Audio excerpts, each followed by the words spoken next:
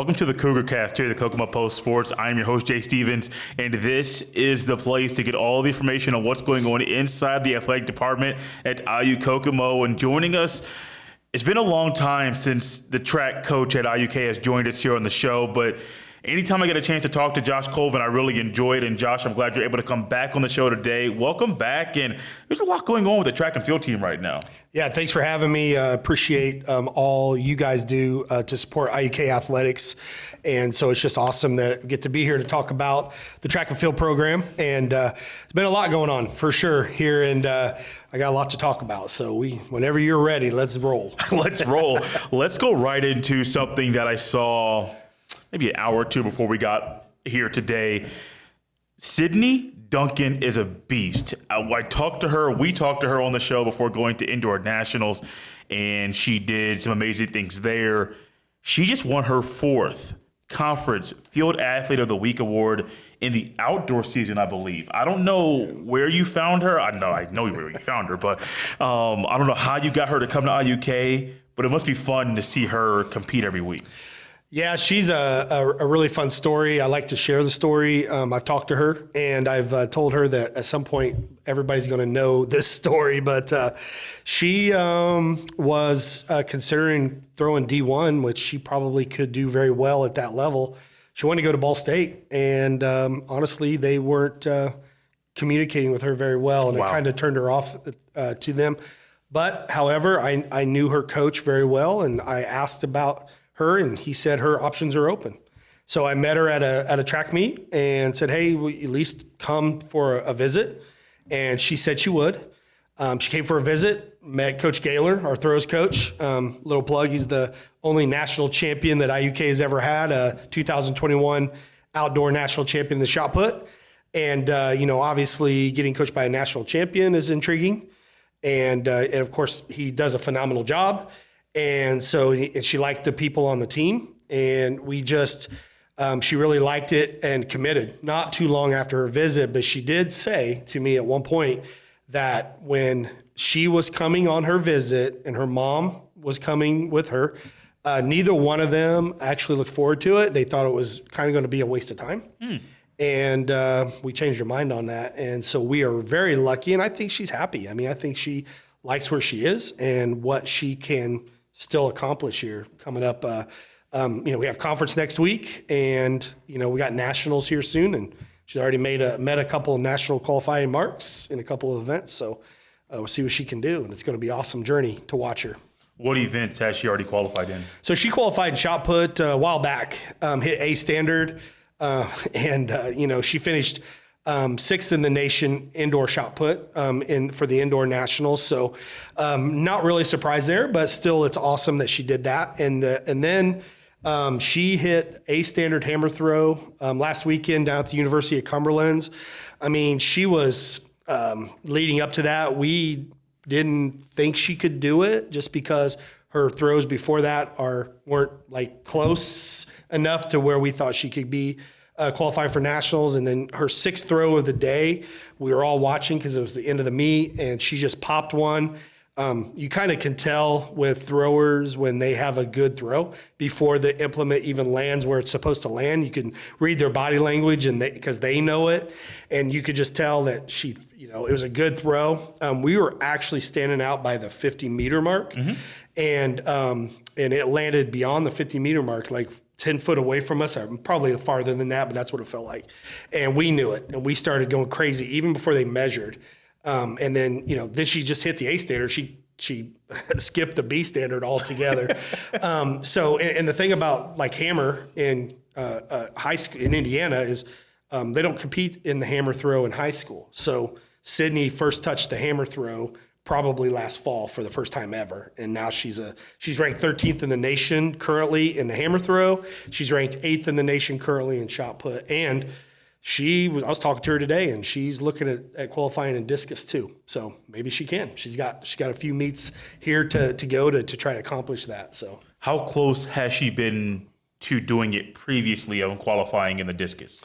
Right now she's about 3 meters away. Okay. And you might say, well, that's not that far. And it kind of is. I mean, You think about 3 meters, it's what a meter is, 3 feet. And so you're talking about 9 feet. So, I mean, that's pretty far to try to get a kind of a heavy implement to go that much farther. So she's there, and she's confident that she can do it. And she's going to go for it and see what we can do. Who are some other athletes that have already qualified for nationals? I was going to make a comment about you need to get your glasses out before asking that question, but you're already doing it right now. Who are some other athletes that have already qualified for nationals? Sure. So, in the NAI, we have A standards, we have B standard. A standard, you automatically qualify. So you hit it, you go to nationals, no questions asked. Between A standard and B standard, A standard is the tougher standard to hit. B standard, we can only put 3 B standard events at nationals.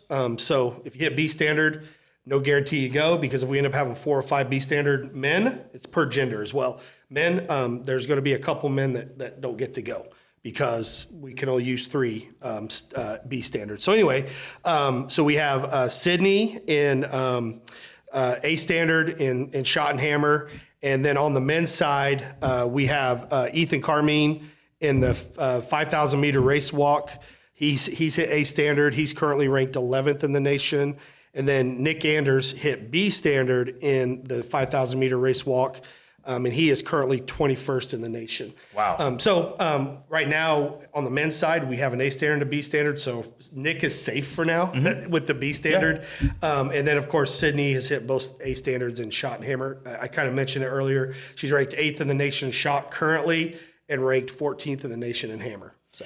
Who is close, or kind of the same thing we did with Sydney earlier? Sure. Hadn't qualified in the discus, but we know what it takes for her to get there. Sure. What athletes do you think will qualify for nationals? Yeah, so on the women's side, who are close, and doesn't mean that ones that I'm not really going to talk about here could do it. Yeah. But these are the ones that's close. So Sydney, a little bit in the discus. She has thrown 41.9 meters in the discus. To hit B standard, she has to throw 43 flat. So not. So I guess it's even less than 2 meters. So it's even better than what I had said earlier.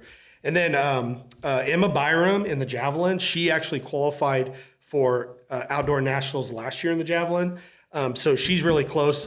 She has thrown 37.37 meters, and it takes 39.5 meters to qualify on B standard. So they're really, really close. Yeah. I am very confident that both of them will get there. They're going to have 4 chances still with the meets we have left to do so. On the men's side, I will say that Julian Wallace, he in the 400 hurdles, he has run 55.49 seconds. He needs to run 54.6 for B standard, and I think he's going to get that as well. Our 4x1 men's team has run 42.82, and I may have messed that one up. And they have to run 40. I probably got it backwards. They run 42.82, and they have to do 41.4. So I had it right. Okay. Our Kale Kottkamp in the javelin, last year he missed nationals by 4 centimeters. Oh my! If that's 4 centimeters. Man. It was that close. He has currently thrown 53.67 meters, and he has to throw 56 flat. So we think he could possibly get there. And then our 4x4 men's relay has run 322, and they have to run 317.7. So they're getting there. They have an opportunity. So hopefully we can get them there, and there may be others that could surprise us and step up. But those are the ones that are close right now. I know during the indoor season, I think you came on and talked about a lot of records that were broken. I want to keep those on for right now. Yeah, I mean, that notebook's going to get used for really quickly. Talked about a lot of athletes that broke school records and school records that were broken multiple times in the same stretch of the indoor season. Your notebook is full, so I'm curious to hear what records have been broken right now in the outdoor season. And there's 4 meets left, so that could change a lot. 4 meets that aren't nationals either. Correct. Oh yeah, that's right. That's right. Count nationals. So in outdoor track and field, there are 23 possible events, and so far our women have broken 7 school records, and I'm not even counting maybe records that got broken in the same meet. I know. In indoor, I think we broke the men's long jump record like 4 times in the same meet. So one guy jumps, next guy jumps, breaks it. So anyway, just to give a few shout outs for the school records, the 400 meter dash was broken by Paige Brooks. Okay. Our 4x100 meter relay team with Paige Brooks, JD Jones, Becca Ankrum, and Layla Boyd. Our 4x400 meter relay team of JD Jones, Leslie Sprinkles, Hannah Wells, and Paige Brooks set the school record there. Of course, Sydney has the shot put, the discus, and the hammer records now. Taylor Rosler tied her pole vault record, and then Hannah Wells broke our 3K steeplechase record. So that's so far our women's school records. On the men's side, we have broken 11 school records out of 23. So we're getting close to half there. Yeah. So in the 100 meters, Tanner Gibson. 400 meters, Julian Wallace. The 1,500 meters, Bryce Jennings. The 5K, Bryce Statler. The 5K race walk, Ethan Carmine. The 3K steeplechase is Caleb Vogel. The 4x100 relay is Braden Vaught, Tanner Gibson, Hayden Nelson, and Trayvon Hess. The 4x400 meter record of Stephen Case, Braden Vaught, Rico Ortiz, and Julian Wallace. The long jump by Tanner Gibson. The high jump by Coach Nolan Talley, because he's our player manager, guy there. And then Julian Wallace is the first person we've ever had compete in the decathlon. And so he, by default, gets the decathlon record. But it's a very good mark that will be hard to beat in the future. And so those are all of our school records that we've had this year. Speaking, that's wild. That's wild to hear and to see and to think about. But you mentioned the decathlon. This is on my mind even before you start going on that list, because I forgot when talking about nationals and qualifying. He did the decathlon. Mm-hmm. Congratulations to him. I've said it on the show before, but that's an amazing thing to do. How does he qualify for nationals in that event? So again, all of the events I've talked about, you have an A standard and a B standard. Yeah. The decathlon's different because it requires a lot of time, and it requires officials and everything, that they only accept the top 16 point earners in the nation.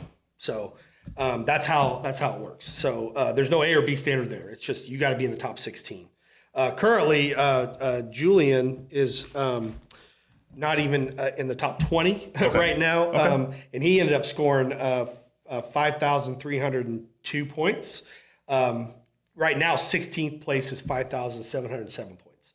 I think that's probably going to improve, and so it'll take. Last year, I think 16th place outdoor was like 6,300 points. Okay. So really quick with the decathlon, if anybody's interested in what events are they, right? Yeah. So on the running side, you have the 100 meter dash, the 400 meter dash, 1,500 meter run, and the 110 high hurdles.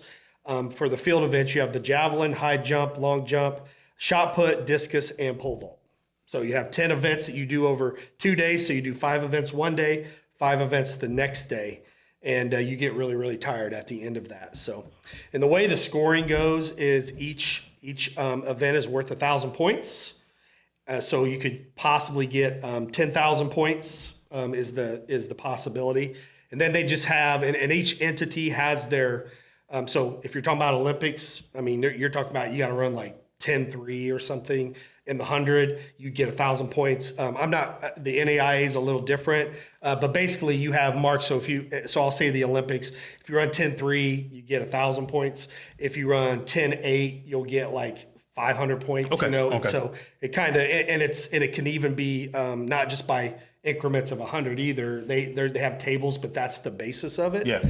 Right now, the world record is 9,126 points. So you're talking about some dude at the Olympics being darn near perfect. Yeah. So that might be a pretty untouchable record for a while. So what's next for the track and field team?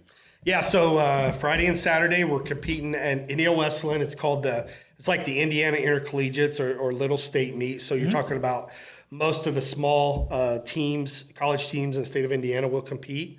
It's overall pretty big meet. I think there's over 60 men in the 100. So that kind of tells you that there's going to be, it's a relatively big meet, and it's actually the oldest meet of its kind in the country. Wow. It's been going on since 1906 or something like that. So it's been something that's been around for quite a while. After Intercollegiates, the very next week is our River States Conference Track and Field Championships. That's kind of what we look forward to gear for. We want to try to do as well as we possibly can for our individuals and as a team. So we talked a little earlier, and all of these meets that we've already had, they don't even keep score. So we're not going to a meet to try like this weekend. Actually, they do score the meet this weekend at the little state meet, but all of the meets previous, they haven't even kept score for team. So we're not trying to, double, triple, quadruple our guys or girls to score a lot of points. Conference, they will keep score, and we're really want to do well there. Yes, we're keeping team score this weekend, but we're going to just kind of run people mostly minimal and compete overall minimal because we're trying to gear up for conference, and that's where we will ask somebody like a Julian, who's a phenomenal athlete, and know they don't have the decathlon as an event at our conference meet, but he can do a lot of events and do well. So we may ask him to do more than he normally does, which he's very willing to, which is awesome. And he will, help us do as well as we possibly can.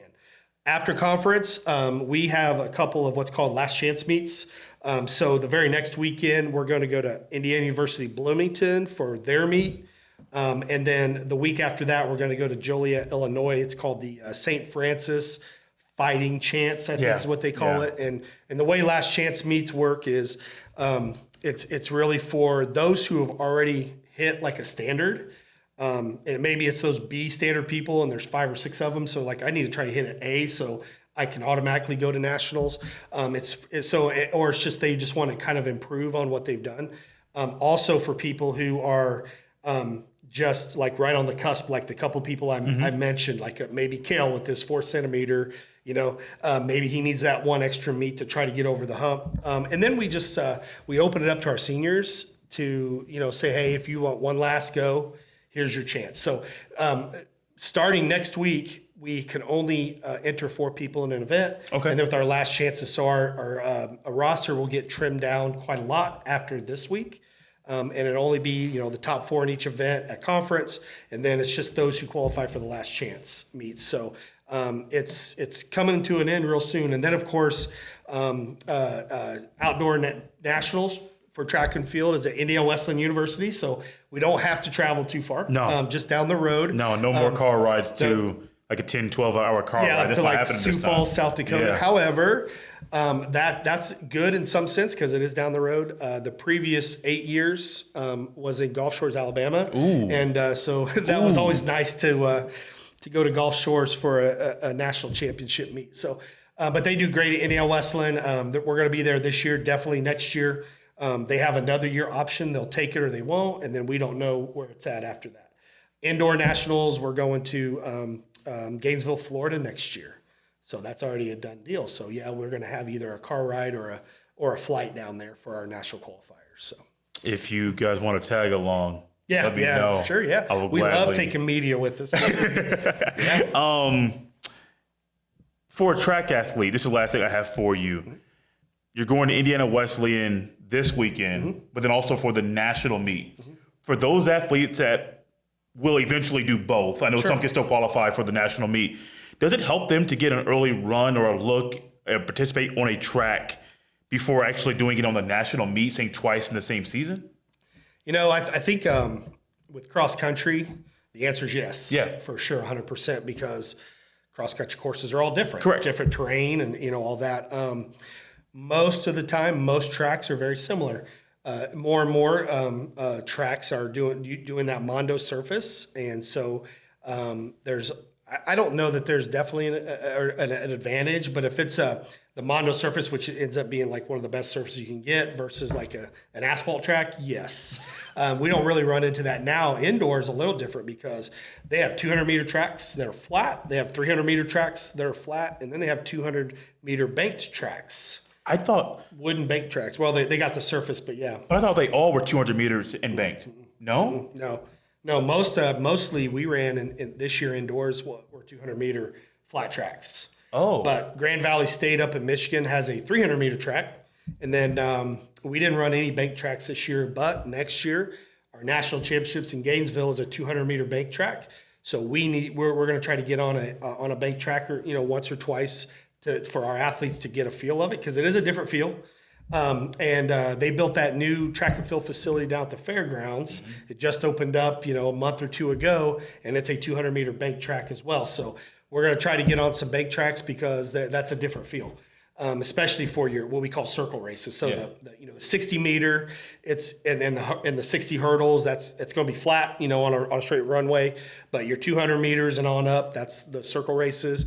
You're going to be on a bank track, and it's different because the difference between lane 1 and lane and I don't know, I haven't been there. Lane 4, it could be 5 foot, of an elevation. So, sometimes you're running like this. I've ran on them before. It's been a long time, but there is a difference. But going on an outdoor track, I don't know that there's an advantage. I think probably the biggest advantage we have with the national championships being 40 minutes down the road is our athletes are going to be able to sleep in their own beds, and they're going to have the familiarity of where they live. When you do start, we stayed in a hotel last weekend down at the University of Cumberland's, Southern Kentucky. Some of the kids, when they woke up, I didn't sleep well. The bed was hard. And I remember times we would stay in hotels when I was in college, and it felt like my back would hurt. Yeah. And so there's that. So I think that's an advantage of being down the road. You go down to Gulf Shores, and that's awesome. But, hey, we got to jump on a plane, or we got to drive, 15 or 20 hours down there. And, then you're in a hotel and you're in a strange place. So that's the biggest advantage we have, is just down the road for us. And they'll be able to sleep in their own beds and just be more familiar with it. Plus, this is by the time we're competing there this weekend, we competed at the Polar Bear Invite a couple weeks ago. So we've already been on the track racing. We go there a couple times for indoor. So, we're very, very familiar with that track and with that facility. I really appreciate Josh Colvin, the head track and field coach at IUK, for coming on the show. He's also the head cross-country coach, so he'll be back in the fall once that season gets back underway. This has been the Cougar Cast. We'll see you next time.